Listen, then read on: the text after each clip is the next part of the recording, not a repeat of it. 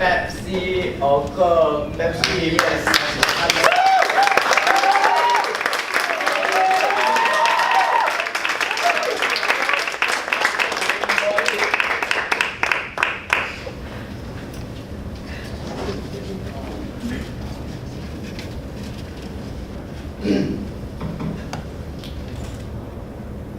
Alright, good evening guys. Good evening.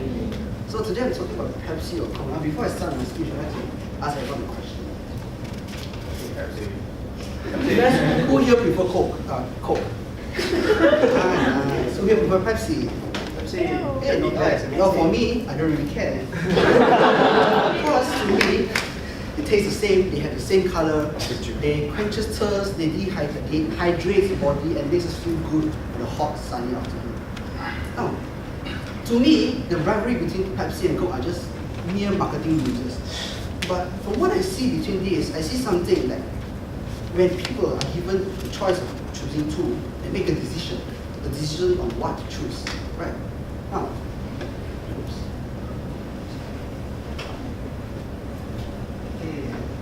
right now, not all may realize this, but a human life, human daily life, we constantly go through every day by making decisions, right? Now, a decision is called a conclusion or resolution reached after due consideration. So this might happen, or this actually happens to a lot of people over here, right? So in the morning you wake up, then you decide, what should I wear today? A green t-shirt, a yellow polo tee. Then after that, you think, what should I eat? Nasi lemak or McDonald's? After your breakfast, you want to go to school. Which highway should I use? Kesas or LDP, right? Which one is the least jam? So these are decisions that may seem minor or irrelevant. Oh, I don't even think about it. But, and now, when we think of decisions, we tend to think of those life-changing decisions. Like people tend to think of those life-changing decisions that happen, like such as marrying the one you love, or quitting your job to pursue a passion. Now these are major decisions, but major or minor decisions are still decisions, and they shape our life in ways we cannot imagine. Now, imagine this, right?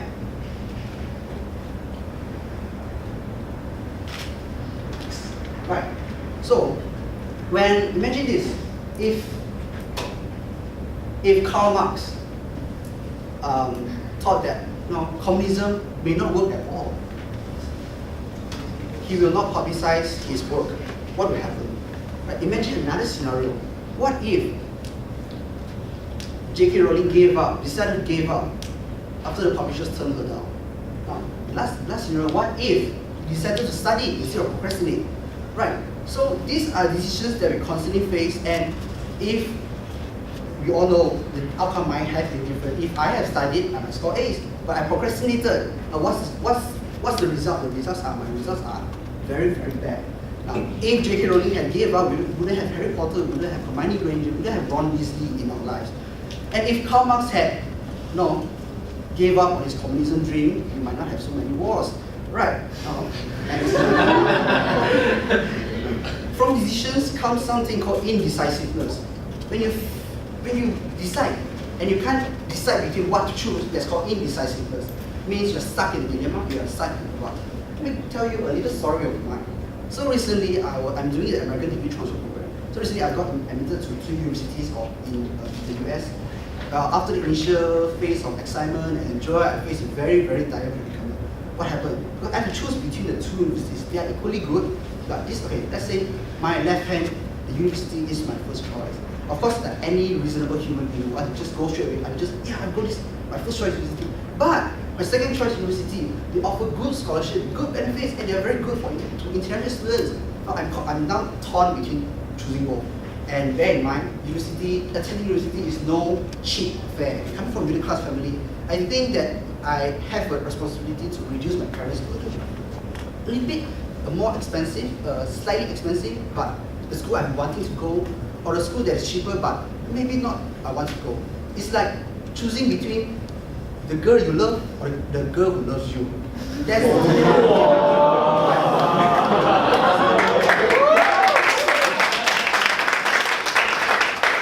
From this indecisiveness, I've never been so indecisive in my life, and if you know the saying goes, they say men who are indecisive are the real men. Oh, so I'm feeling not like a man these few weeks because of these two things that are constantly bugging me. And from what I've learned, and I'm still bugged by this, but I'm slowly figuring out what to do next. So from what I've learned, I've actually looked up there and I actually found out some tips. So actually, how do you improve? Or how do you make a better decision? Now bear in mind, there is no perfect decision, no right decision, no wrong decision. There's only the best decision at that given moment, at that given circumstance, at your given thought of time. Okay, so first you have to actually identify your goal. What do you want to achieve from a certain something? Like let's give an example, you want to buy a laptop. What do you want to use the laptop for? Right, you want to use it for gaming, to serve the net, or to do assignments, or just to show off. You have to know what you want for a laptop, right? And back to that slide. Okay. So according to in that point, you have to identify your goals. Don't make the decision based on your wrong problem. You have to know what is my problem right now. Another example to clearly illustrate this is if you want to switch the job. Is it because you don't like the career progression of this, or is it because you don't like the boss? You have to know which one is which and decide on the solution between these two. Now, other than that, you have to know to limit, and if that fails, you have to actually limit your choices by actually setting standards. So if let's say you're buying a laptop for gaming, okay, I would go for graphic card no lower than maybe NVIDIA GTX, something like that. Or I will go for a good speaker, a Dolby speaker. You have to know where our limits are, what are your standards, what do you look for. Through this, you actually limit down the chances you can't decide for what you want. Now next. Okay. Right, and this one is very important. What do you feel? Normally, when you want to make a decision, you feel like, I'm not sure if this is the best decision for me. But actually, how good you feel about a decision is actually more important than how good a decision is objectively.